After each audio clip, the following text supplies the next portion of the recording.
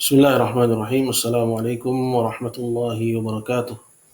Innal hamdalillah nahmaduhu wa nasta'inuhu wa nastaghfiruh wa na'udzu billahi min shururi anfusina wa sayyiati a'malina. May yahdihillahu fala mudilla lahu wa may yudlilhu fala hadiya lahu. Asyhadu an la ilaha illallah wahdahu la syarika lah wa asyhadu anna Muhammadan abduhu wa rasuluh. Ya ayyuhalladzina amanu taqullaha haqqa tuqatih wa la tamutunna illa wa antum muslimun. Amma ba'du, fa inna asdaqal hadits kitabullah ta'ala wa khairal hadi hadi Muhammadin sallallahu alaihi wasallam wa syarral umuri muhdatsatuha fa inna kulla muhdatsatin bid'ah wa kulla bid'atin dhalalah wa kulla dhalalatin finnar. A'adzani Allah wa iyyakum minan nar.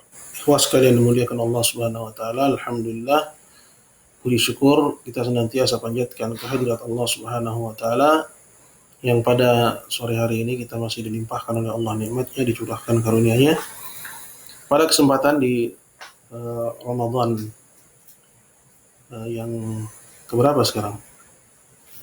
Dari hari Jumat ya, yang keempat ya, berarti alhamdulillah kita akan masuk kepada sesi yang keempat dari kajian kitab Kasyfus Syubhat.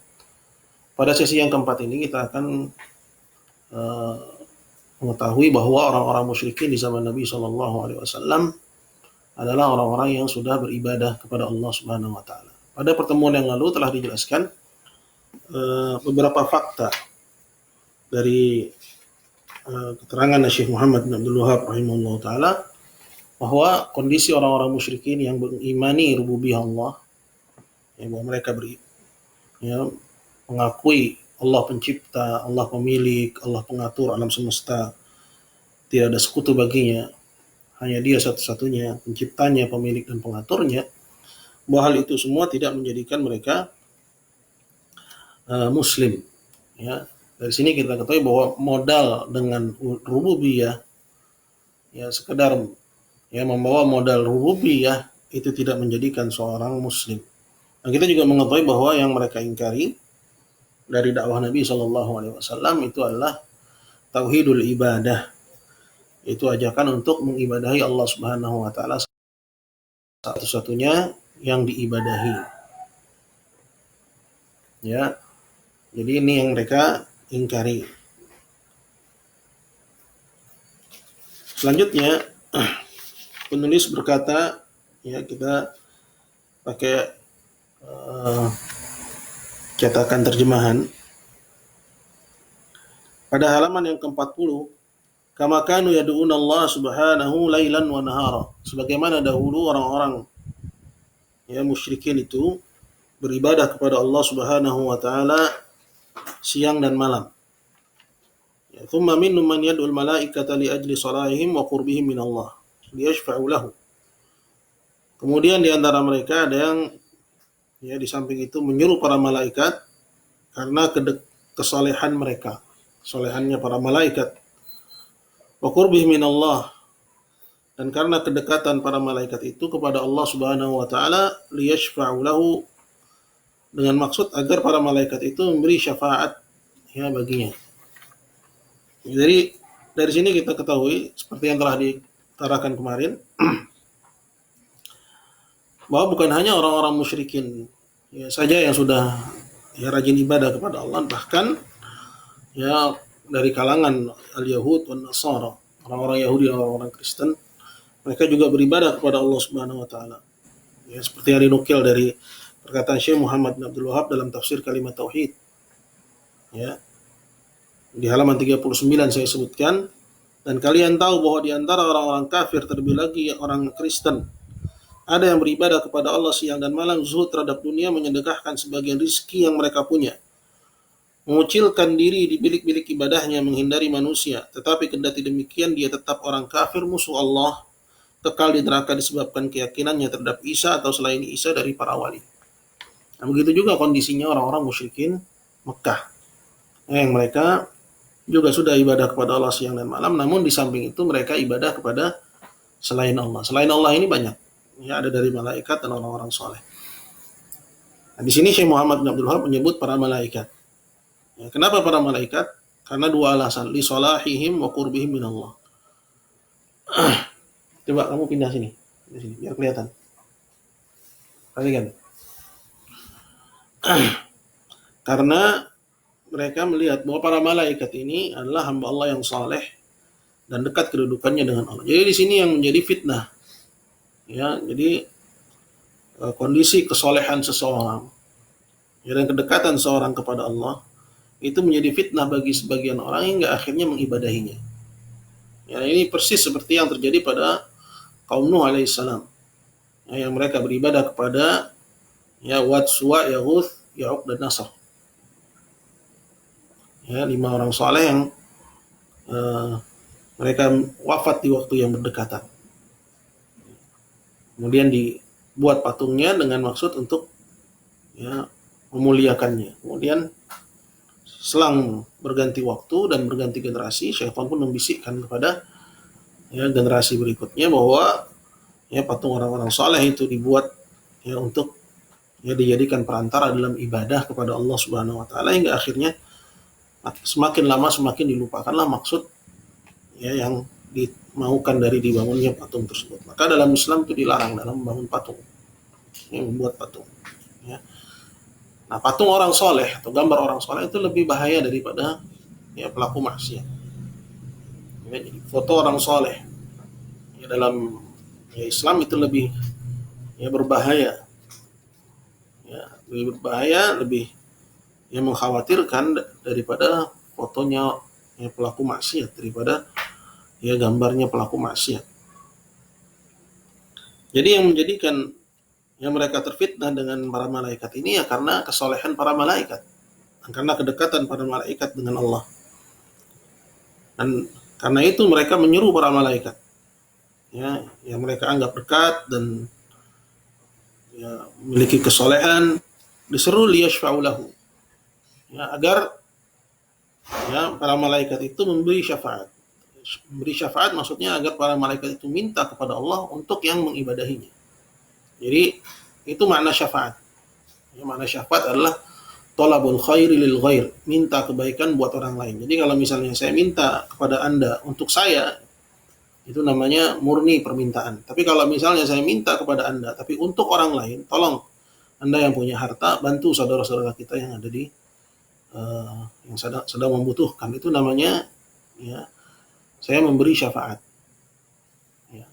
Namanya saya memberi syafaat. Nah, kalau ada orang yang datang kepada saya, kemudian orang itu bilang kepada saya, ya Ustadz, tolong bilang sama si fulan, agar si fulan bantu kita orang.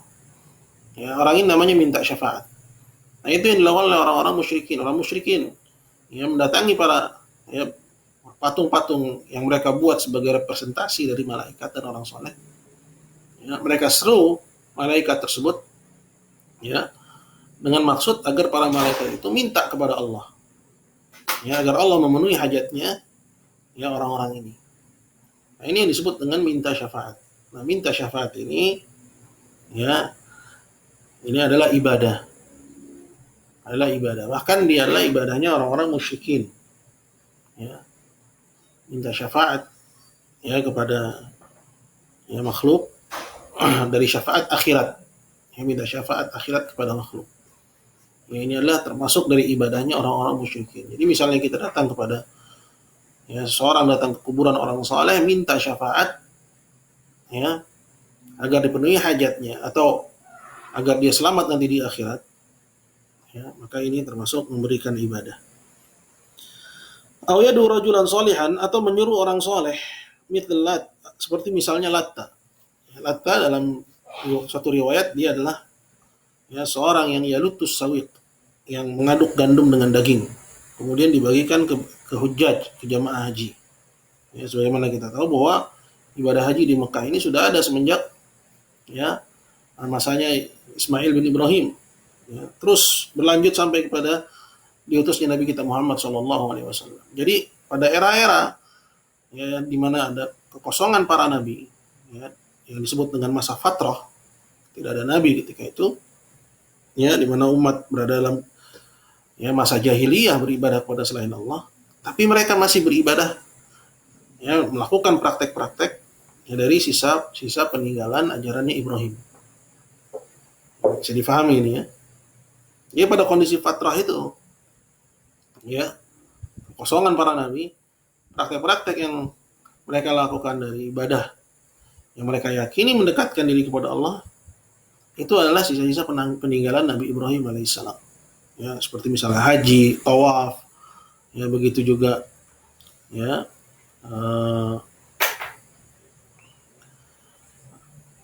seperti misalnya ya i'tikaf, doa dan yang lain sebagainya.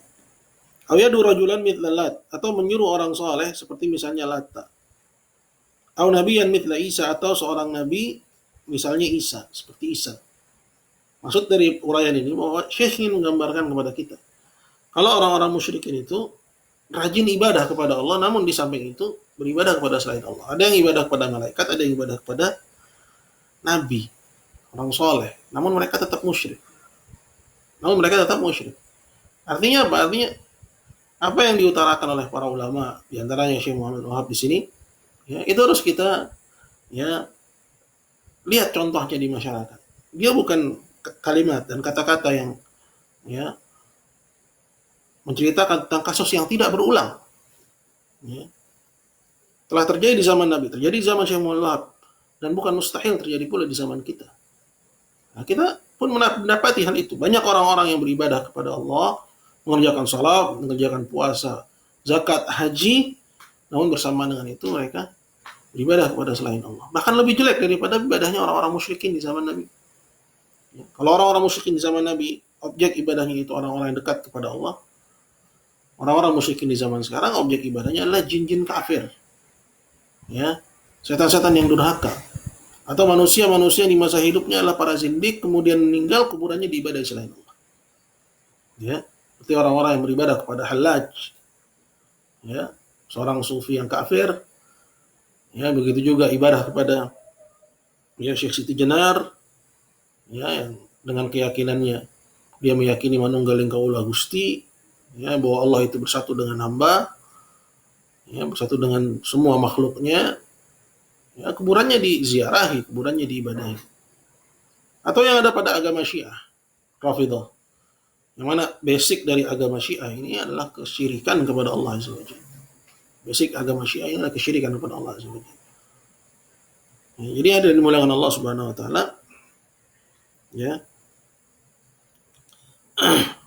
Ini yang diinginkan oleh Syekh Muhammad. Ya, bahwa mereka sudah beribadah kepada Allah siang dan malam, namun karena di samping ibadah mereka kepada Allah siang dan malam, mereka juga ibadah kepada selain Allah, maka mereka musyrik. Qala wa arafta anna Rasulullah sallallahu alaihi wasallam qatalahum ala hadha syirk, dan kalian pun tahu bahwasanya Rasulullah sallallahu alaihi wasallam telah memerangi mereka, memerangi orang-orang musyrikin itu. Ya, yang kesyirikannya hanya dari jenis tasyaffu', minta syafaat, dari jenis ingin dekat kepada Allah dengan cara ya mengambil perantara. Gimana lagi dengan orang musyrikin yang kesyirikannya adalah ya murni kekufuran, ya durhaka kepada Allah Subhanahu wa taala, ya, atau bahkan dia menolak eksistensi Allah, mengatakan Allah tidak ada, ya, dan seterusnya dari kekufuran-kekufuran yang lebih buruk lagi daripada kesyirikannya musyrikin dulu. Ya, kalau yang ringan, katakan seperti yang ada pada orang musyrikin dulu, ini tentu lebih ringan sifatnya. Ya, mereka beribadah kepada selain Allah dengan asumsi bahwa selain Allah itu hanya perantara. Dan itu pun niatnya pengen dekat sama Allah, pengen jadi hamba yang taat kepada Allah. Ya, mereka beribadah kepada selain Allah itu agar selain Allah itu menyampaikan hajatnya kepada Allah, lalu mereka mendapatkan doa yang mereka mau. Itu saja, ya, Rasulullah dan para sahabatnya memerangi mereka. Itu saja Rasulullah dan para sahabatnya memerangi mereka. Wa arafta anna Rasulullah sallallahu alaihi wasallam qatalahum ala hadha syirk. Dan kalian pun tahu bahwasanya Rasulullah sallallahu alaihi wasallam dulu memerangi mereka di atas kesyirikan ini. Wa da'ahum ila ikhlasil ibadah lillahi wahdah, dan mengajak mereka untuk mengikhlaskan ibadah hanya untuk Allah semata. Jadi kita di zaman ini harus lihat kepada kondisi masyarakat kita dan kita bandingkan bahwa kesyirikan itu tidak di atas satu level, ya, yang ada di Mukus misalnya. Itu kesyirikan yang buruk sekali, lebih jelek daripada kesyirikannya musyrikin di zaman Nabi sallallahu alaihi wasallam. Kesyirikan orang-orang yang larung ya saji, orang-orang yang ya beribadah kepada ya Merapi, ya kepada Bromo, beribadah kepada Nyi Roro Kidul, kepada Semar, beribadah kepada benda-benda pusaka. Itu lebih jelek kesyirikannya daripada kesyirikan yang musyrikin dulu. Ya.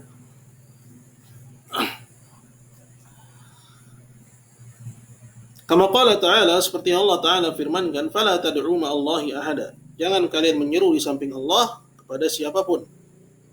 Dalam surat Jin ayat 18. Ini larangan dari Allah kita menyeru ya di samping Allah. Maksudnya di samping Allah, di saat kita beribadah kepada Allah, kita juga ibadah kepada selain Allah. Itulah hakikat kesyirikan. Hakikat kesyirikan itu enggak meninggalkan Allah sama sekali. Tapi Allah diduakan. Kamu sudah ibadah kepada Allah, kamu juga ibadah kepada selain Allah. Makanya seperti yang kemarin telah saya ingatkan, bahwa topik yang dibahas oleh Syekh Muhammad bin Abdul Wahab dalam banyak rasailnya itu adalah tentang rajulun soleh, tentang orang soleh. Ya, nanti kalau sempat saya bawakan teksnya dari ya rasail syakhsiyahnya Syekh Muhammad bin Abdul Wahab. Itu tentang rajulun soleh, bukan orang yang nggak peduli sama agama. Orang yang nggak peduli sama agama udah kelar kita. Ya, nggak ada perdebatan. Ya, kecuali dia ya di kalangan orang-orang yang tidak memiliki basic iman yang jelas, tidak memiliki pondasi pemahaman yang benar. Udah mu'rid, berpaling dari agama Allah, masih dibilang nggak kafir kalau jahil. Ya.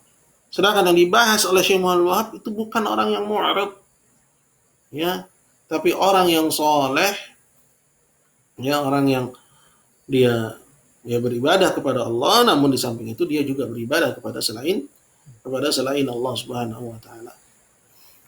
Fala tad'u ma'allahi ahada.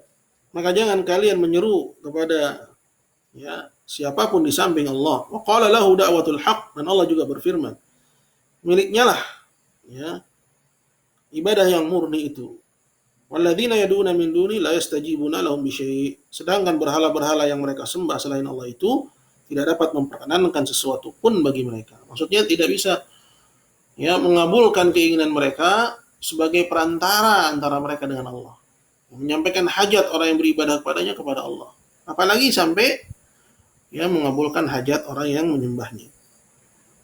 Wa tahaqqaqta anna Rasulullah sallallahu alaihi wasallam qatalahum liyakuna ad-du'a kulluhu lillah. Dan taulah kamu bahwasanya Rasulullah sallallahu alaihi wasallam dulu memerangi mereka agar doa itu seluruhnya hanya untuk Allah. Doa ibadah dan doa ya masalah, doa ibadah ya itu semua amalan yang kita lakukan dengan mengharap rahmat ya dan takut dari hukuman Allah. Seperti misalnya puasa Ramadan, kita lakukan karena mengharap rahmat Allah. Ya. Kita nggak mau meninggalkannya, kenapa? Karena kita takut dari hukuman Allah. Itu disebut dengan doa ibadah. Seperti sholat, itu disebut doa ibadah. Kenapa kamu sholat? Karena saya mengharap. Jadi dia ada harapan di situ. Mengharap rahmat Allah, takut dari azab Allah. Doa ibadah namanya. Adapun doa masalah ada permintaan. Artinya baik doa ibadah ataupun doa masalah. Ya, kedua-duanya ini ya nggak boleh diberikan kecuali kepada Allah. Sedangkan musyrikun memberikan kedua-duanya kepada Allah dan juga kepada selain Allah. Ya, mereka menyembelih. Ya, sembelihan ini adalah doa ibadah. Ya, mereka bernazar, ini doa ibadah. Ya, mereka itikaf, itu doa ibadah. Ya. Dan mereka juga memanggil-manggil, menyeru-nyeru. Ya, menyeru-nyeru. Ya, seperti yang populer di kalangan masyarakat ya muslimin Indonesia. Ya, bacaan ya ibadallah, rijalallah, aghithuna li ajlillah. Ini permintaan kepada selain Allah. Ya, ini permintaan kepada selain Allah. Waliyadzubillah. Dia menyuruh, wahai hamba-hamba pilihan Allah, wahai hamba-hamba ya yang dimuliakan oleh Allah, tolong kami karena Allah. Jadi menyuruh kepada selain Allah Subhanahu wa taala. Ini doa masalah. Ya. Nah, Nabi SAW memerangi mereka agar seluruh doa itu semuanya hanya untuk Allah. Wa nadhru kulluha lillah. Dan nazar seluruhnya hanya untuk Allah. Jadi lihat apa yang dibawa oleh Syekh Muhammad bin Abdul Wahab itu bukan persoalan ya yang ramai diperbincangkan saat ini. Jadi kalau disebut Wahabi, ya itu lebih identik anti bid'ahnya. Ya. Padahal dakwah Syekh Muhammad bin Abdul Wahab rahimahullah taala itu lebih identik kepada anti syiriknya. Jadi kita perlu urai lagi, ya. Karena banyak sekali kekeliruan-kekeliruan di masa-masa yang lalu. Ya. Seperti misalnya ada yang mengatakan bahwa minta kepada Allah di samping kuburan orang soleh ini syirik akbar. Ini kelewatan. Makanya ribut orang. Minta kepada Allah di samping kuburan orang soleh ini cara ibadah yang tidak dicontohkan. Jadi jangan suatu yang sifatnya ringan kemudian kita upgrade jadi ya kita letakkan di atas porsinya, ya. Kemudian yang harusnya kita ya komitmen di situ, ya, tegas di situ, justru malah kita downgrade. Ya, ini kan terbalik. Ya, terbalik. Ya, itu diantara contohnya. Ada banyak lagi. Wadzabuhu kulluha lillah, dan menyembelih seluruhnya untuk Allah, wal istighatsah kulluha billah, dan minta keselamatan seluruhnya ya dengan Allah, wa jami'u anwa'il ibadati kulluha lillah, dan semua macam-macam ibadah seluruhnya hanya untuk Allah. Wa arafta anna iqrarahum bi tauhidir rububiyyah lam yudkhilhum fil Islam, dan kalian pun tahu bahwa pengakuan mereka terhadap tauhid rububiyah itu belum memasukkan mereka ke dalam Islam.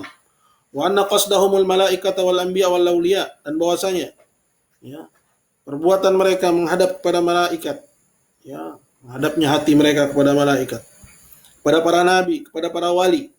Yuriduna syafa'atahum, di situ mereka minta syafaatnya para malaikat, wali dan nabi. Wa taqarrub ila Allah bidzalik, dan mereka ingin mendekat kepada Allah dengan cara-cara itu. Huwallazi ahalla dima'hum wa amwalahum, itulah yang menjadikan darah-darah dan harta mereka itu menjadi halal. Ya, menjadi halal menurut hukum agama.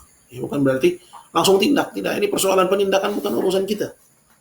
Ya, kita ranahnya adalah ya di sini ya mentakrir, menegaskan dan mengurai apa yang hak dalam agama ya Islam ini. Di abad ya ke-12 ya lahir seorang mujaddid yang memperbaharui ya agama Islam, itu yang menghidupkan kembali apa yang dahulu dibawa oleh Nabi SAW yang telah ditinggalkan oleh umatnya. Ya, ini porsi kita. Ada penegakan hukum, ya, karena sebagian orang paranoid kalau udah bilang halal darah, halal hartanya, ya. Ada yang parno kemudian nggak mau ngaji lagi, ya. Ada yang kelewatan, wah ini kesempatan katanya. Ini kita nggak begini, nggak yang ya ekstrim kanan, nggak pula ekstrim kiri. Kita ada di tengah-tengah. Ya, bos, yang dimaksudnya adalah status hukum, bahwa yang menjadikan mereka ya darahnya halal, hartanya halal. Ya, artinya mereka bukan muslim karena sudah dikatakan halal darahnya. Apa itu? Ya, karena mereka mendekatkan diri kepada para malaikat, para nabi dan orang-orang soleh dengan mengharap syafaatnya. Ya, dan mendekatkan diri kepada Allah ya dengan melalui orang-orang soleh ya dan hamba-hamba pilihan tersebut. Ya, tentunya di sini kita kaitkan ya sambil memberikan ibadah. Ya, jadi harus ada ibadah yang diberikan kepada selain Allah. Ya, makanya kita tegaskan ya, adapun minta kepada Allah di kuburan orang soleh, ya ini bentuk tawasul, namun bukan syirik akbar yang tidak mengeluarkan pelakunya dari Islam.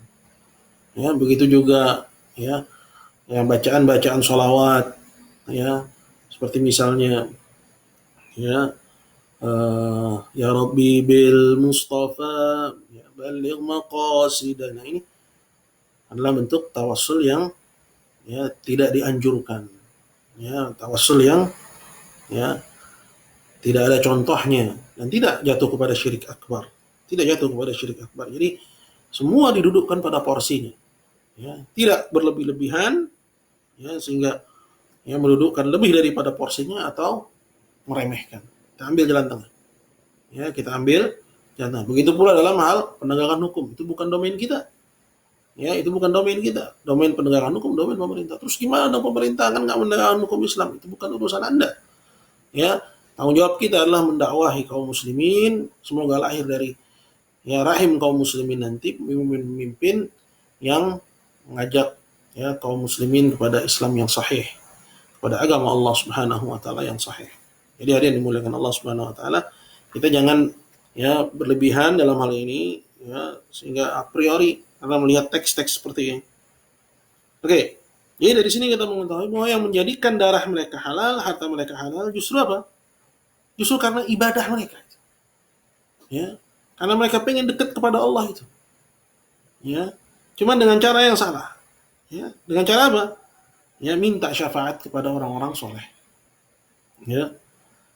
Atau mendekatkan diri kepada Allah melalui orang-orang soleh, maksudnya dengan cara mengibadahi orang-orang soleh. Apakah memanggil-manggil mereka, ya, menyembelih untuk mereka. Ya. Intinya ada unsur ibadah yang diberikan kepada selain Allah. Ya. Jadi misalnya ya, dalam tataran praktek, ada orang datang ke kuburan orang soleh, misalnya ke Sunan Gunung Jati. Ya, naik tangga panjang. Ya, capek ngos-ngosan. Kemudian sampai di sana ya kita nasihatin, ya, ente ngapain gitu kan? Dia bilang, ya, saya meyakini bahwa doa di sini lebih dikabulkan oleh Allah daripada di tempat lain. Maka ini hukumnya bid'ah. Ya. Tapi kalau misalnya dia bawa sembelihan, dia nyembelih di situ. Kemudian dia bilang ini cuma perantara, inilah kesyirikannya musyrikin. Jadi bedanya antara kesyirikan musyrikin dengan yang bid'ah, kesyirikan musyrikin itu ada unsur ibadah yang diberikan kepada selain Allah. Ada unsur ibadahnya yang diberikan kepada selain Allah. Walaupun alasannya adalah ini cuma perantara. Ya, ini harus difahami betul-betul. Wa arafta anna iqrarahum bi tauhid rububiyyah lam yudkhilhum fil Islam, dan kalian pun tahu bahwa pengakuan mereka, yaitu orang-orang musyrikin itu, terhadap tauhid rububiyah tidak memasukkan mereka ke dalam Islam. Bahwa tauhid rububiyah ya bukan modal yang cukup untuk menjadi muslim.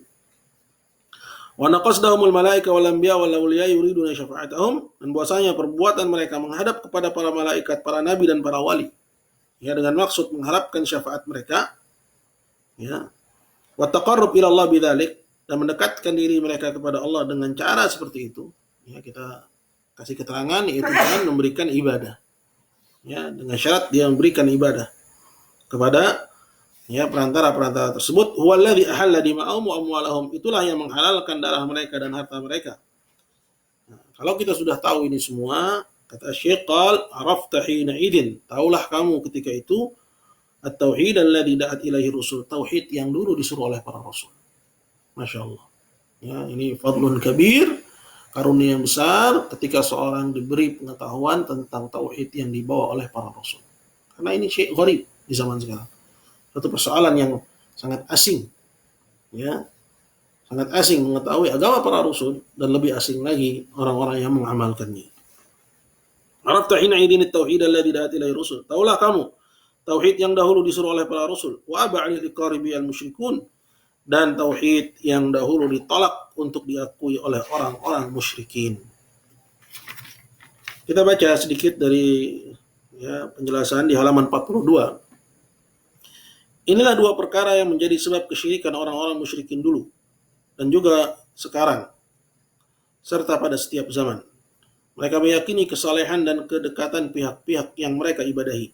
Jadi seperti tadi telah diketengahkan, bahwa yang menjadi ya fitnah bagi orang-orang, ya kebanyakan orang, sehingga akhirnya jatuh kepada kesyirikan adalah justru kesolehan seseorang. Ya, dan anggapannya bahwa orang itu dekat kedudukannya dengan Allah Azza wa Jalla. Bahwa mereka bisa mendekatkan diri yang mengibadahinya kepada Allah. Syekh Shalih Al-Utsaimin rahimahullah, beliau berkata, dan mereka mengira bahwa siapa-siapa yang dekat kedudukannya kepada Allah Ta'ala maka berhak diibadahi. Ya, ini diantara kejahilan mereka, karena ibadah adalah hak Allah semata, tidak seorang pun menyaingi Allah padanya. Kemudian pada catatan nomor 11, kesyirikan dan kekufuran yang dilakukan terang-terangan adalah mudarat dan kerusakan yang bertentangan dengan maksud diturunkannya syariat yang suci ini. Oleh karena itu wajib atas pemerintah ya, wajib bagi pemerintah, lebih wajib daripada yang lainnya ya, pada mengentaskan kemiskinan ya, bahkan lebih wajib saat ini daripada ya karena seorang misalnya selamat dari musibah wabah ya, namun dia hatinya menyekutukan Allah, dia mati dalam keadaan musyrik kekal di neraka jahanam. Ya, tapi kalau misalnya dia mati dan dia menauhidkan Allah Subhanahu wa taala, maka Sekalipun di dunia dia kena wabah, tapi di akhirat dia selamat masuk ke surganya Allah Subhanahu. Kesyirikan dan kekufuran yang dilakukan terang-terangan adalah mudarat dan kerusakan. Negeri kita ini dilakukan terang-terangan. Yang bertentangan dengan maksud diturunkannya syariat yang suci ini. Oleh karena itu, wajib atas pemerintah mengutus para dai yang mengajak pelaku kesyirikan kembali kepada Islam. Apabila mereka menolak, mereka ditawarkan untuk membayar jizyah atau upeti yang diserah terimakan kepada utusan pemerintah dan mereka tunduk kepada aturan Islam. Apabila mereka menolak membayar jizyah atau upeti, maka mereka harusnya diperangi. Al-Imam San'ani rahimahullah menjelaskan. Ini dalam kitab San'ani Tathirul I'tiqad. Kadang kita nukil dari San'ani, kenapa? Karena banyak orang yang menuduh ini akidahnya Wahabi katanya. San'ani enggak ketemu sama Syekh Muhammad bin Abdul Wahab, Mas. Tapi apa yang dijelaskan oleh San'ani itu juga yang dijelaskan oleh Syekh Muhammad bin Abdul Wahab, sama akidahnya. Kenapa? Karena mengambil dari sumber yang sama. Al-Imam San'ani rahimahullah menjelaskan, apabila kamu katakan jika mereka musyrik maka wajib berjihad memerangi mereka dan memperlakukan mereka seperti dahulu Rasulullah Shallallahu Alaihi Wasallam memperlakukan orang-orang musyrikin. Saya katakan, kata San'ani, ini adalah pendapat sekelompok imam. Mereka mengatakan, pertama-tama wajib mengajak mereka pada tauhid dan menerangkan bahwa apa yang mereka yakini itu tidak dapat memberi kemanfaatan, tidak dapat mencelakakan dan tidak berguna sama sekali di sisi Allah. Jadi kalau ada orang bilang, kalau mereka musyrik berarti wajib dong diperangi, gitu kan? Maka kata Imam San'ani, ini pendapat sebagian ulama. Cuman harus didahului dengan dakwah. Karena tanzilul hukum, pemberlakuan hukum harus didahului dengan dakwah. Begitu juga misalnya ada orang musyrik, maka ditangkap oleh pemerintah. Pemerintah minta dia untuk taubat dulu, gitu loh. Kalau mereka dia taubat, maka dilepas. Kalau dia nggak taubat, maka diberlakukan kepadanya hukum Islam. Mereka mengatakan pertama-tama wajib mengajak mereka kepada tauhid dan menerangkan bahwa apa yang mereka yakini itu tidak dapat memberi manfaat, tidak dapat mencelakakan dan tidak berguna sama sekali di sisi Allah. Sembahan-sembahan itu sama halnya dengan mereka yang menyembahnya dan menerangkan bahwa keyakinan mereka ini adalah kesyirikan. Jadi kita terangkan kepada mereka bahwa itu adalah kesyirikan yang tidak tercapai keimanan terhadap yang dibawa oleh para rasul kecuali dengan meninggalkannya. Maksudnya keimanan kepada Islam itu nggak tercapai sampai seorang berlepas dari kesyirikan. Maka dalam Islam itu la ilaha illallah rukunnya 2. Harus ada bara'ah minasyirik, berlepas diri dari kesyirikan, wal bara'atu minal musyrikin, dan berlepas diri dari para pelakunya.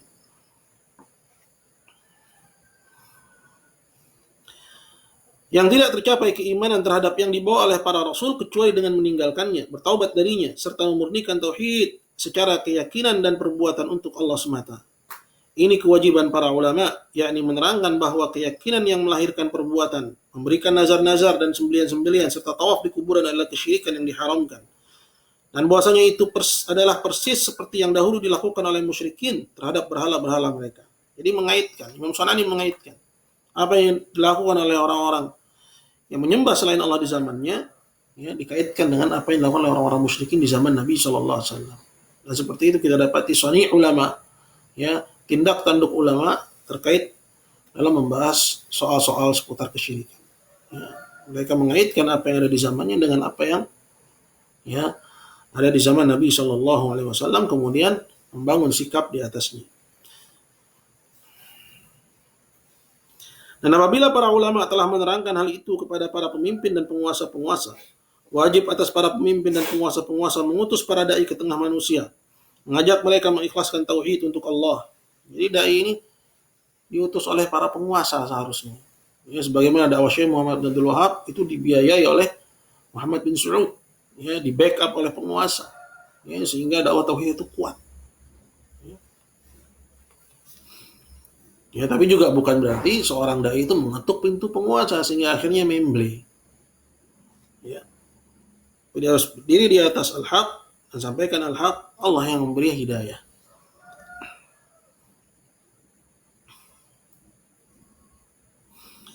Dan apabila para ulama telah menerangkan hal itu kepada para pemimpin dan penguasa-penguasa, wajib atas para pemimpin dan penguasa-penguasa mengutus para dai ke tengah manusia, mengajak mereka mengikhlaskan tauhid untuk Allah. Barang siapa yang rujuk dan menerima, dilindungi darah dan hartanya serta keturunannya, dan barang siapa yang bertahan di atas kesyirikan, Sungguh Allah telah halalkan untuknya apa-apa yang telah Allah halalkan untuk Rasulnya dari musyrikin dulu. Maksudnya Allah telah halalkan untuk diperangi orang-orang itu. Ya kenapa? Karena mereka musyrikun dan sudah dilalui tahapannya. Ya, sudah dilalui tahapannya. Ya. Allah Ta'ala berfirman, وَقَاتِلُهُمْ حَتَّى لَا تَكُونَ فِتْنَةً وَيَكُونَ الدِّينُ كُلُّهُ لِلَّهِ. Dan perangilah mereka sampai tidak ada lagi fitnah dan agama menjadi hanya milik Allah semata. Dan fitnah artinya kesyirikan. Sampai dia lagi kesyirikan. Jadi goal dari dakwah, ya, itu adalah sirnanya kesyirikan. Ya. Bukan agar kita ini banyak pengikutnya, ya, tapi dakwah salafiyah dari ya tahun 90-an, udah berapa tahun? Ya, tapi kesyirikan juga masih berkibar di mana-mana. Ya, ini bukan ya tolak ukur kesuksesan dan keberhasilan dakwah. Dalam hadis Nabi SAW bersabda, "Umirtu an uqatilan nas hatta yashhadu an la ilaha illallah." Aku diperintahkan untuk memerangi manusia sampai mereka mengucapkan la ilaha illallah. Kemudian di catatan nomor 12, Al-Imam Mujaddid Muhammad bin Abdul Wahab rahimahullah berkata dalam tafsir kalimat tauhid halaman 158, kata beliau, dan jelaslah olehmu bahwa mayoritas manusia telah meninggalkannya, dan jelaslah olehmu makna ucapan nabimu, bada al-islamu wariban fasayaudu wariban kama bada'a fatuba lil ghuraba. Islam lahir dalam keadaan asing dan akan kembali terasing seperti kelahirannya, maka beruntunglah orang-orang yang terasing. Ini komentar terhadap perkataan Syekh Muhammad di kitab di halaman 40, ya, di mana beliau mengatakan, arafta hina idin tauhid alladzi da'at ilaihi rasul.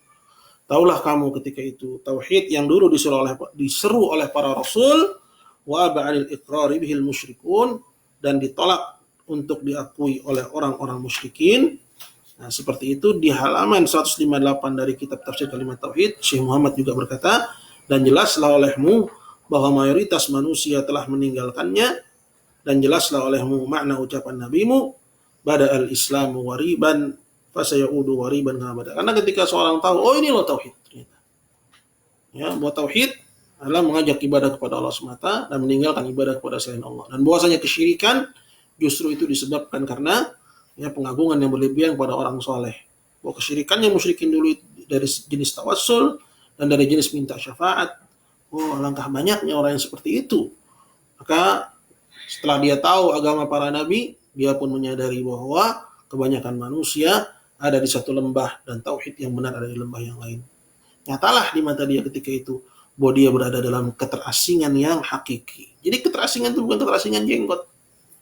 Bukan keterasingan ente pakai pakaian di atas mata kaki, nggak isbal. Bukan keterasingan ente misalnya piara jambang. Bukan keterasingan ente yang perempuan yang pakai cadar. Lah, bukan itu. Ya.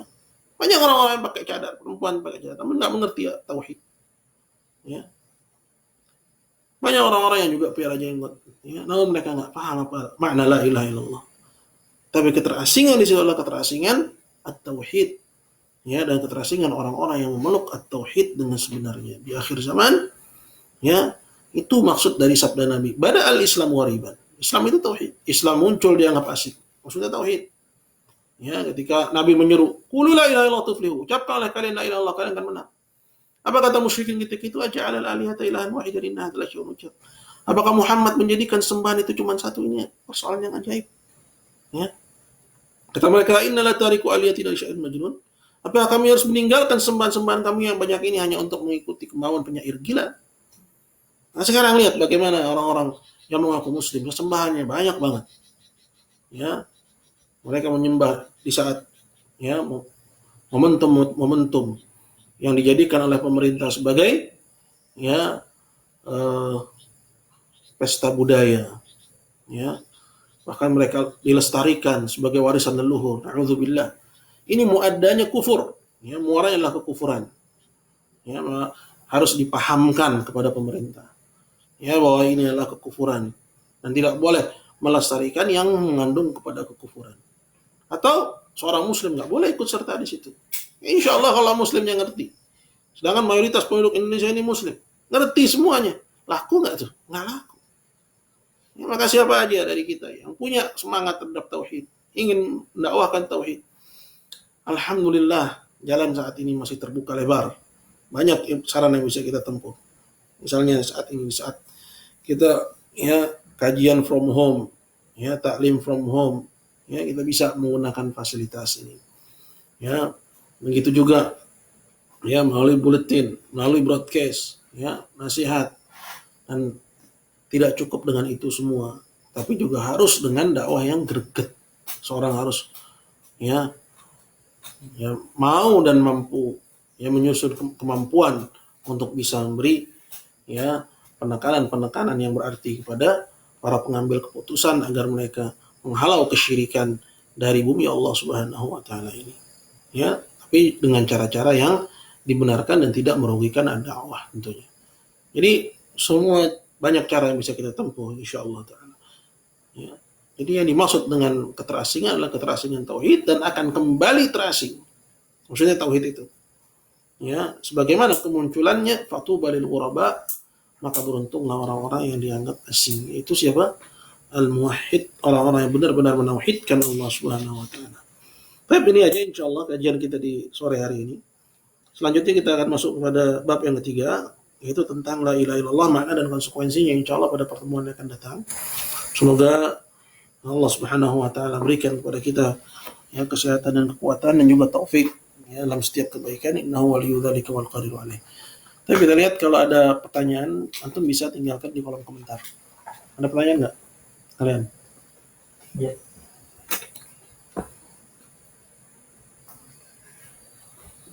Apa yang kalian dapat sore ini?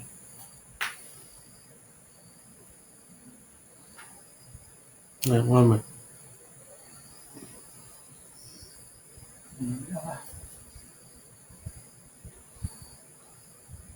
Sekarang. Nggak poin-poinnya, poin kajian hari ini. Bisa nggak disimpulkan dari uraian yang panjang itu? Coba siap-siap sih. Yang lain juga.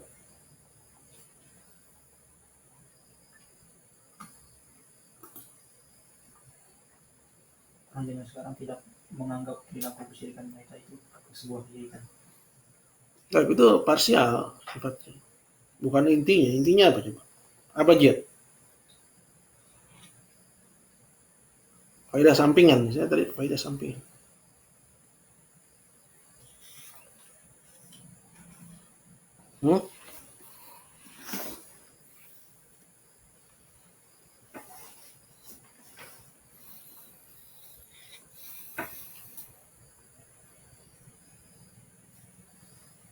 Tapi ada pertanyaan dari peserta online. Kalau ada pertanyaan silahkan tinggalkan di kolom komentar. Jadi inti dari kajian kita di sore hari ini adalah mengetahui hakikat dakwah Nabi SAW. Ya, ini sambungan dari pelajaran yang kemarin. Bahwa kemarin disampaikan musyrikin dulu ya sudah menauhidkan Allah dalam rububiyah. Nah, di sini atau kajian sore ini menegaskan bahwa musyrikin dulu sudah beribadah juga kepada Allah siang dan malam. Ya, namun ya ibadah itu tidak berguna ya di samping kesyirikan mereka kepada Allah Subhanahu wa taala. Ya.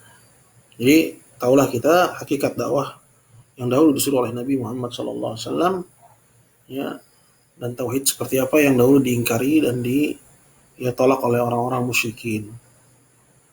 Baik.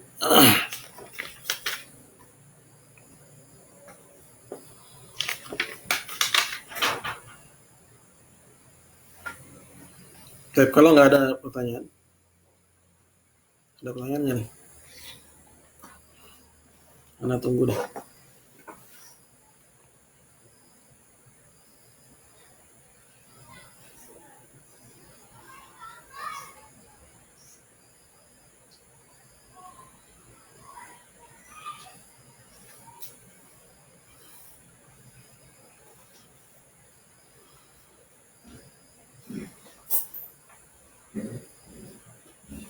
Baik, kita cukupkan aja insyaallah.